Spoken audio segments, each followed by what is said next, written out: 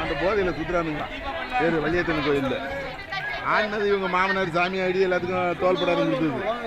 சித்தப்பா பிள்ளைங்களுக்கு பெரிய பங்கு, பக்கத்து வீட்டுக்காரனுக்கு சின்ன பங்கு. நீ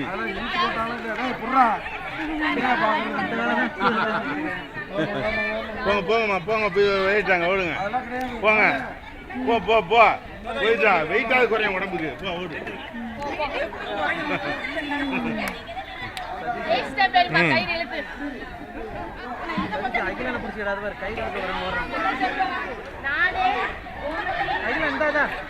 அகில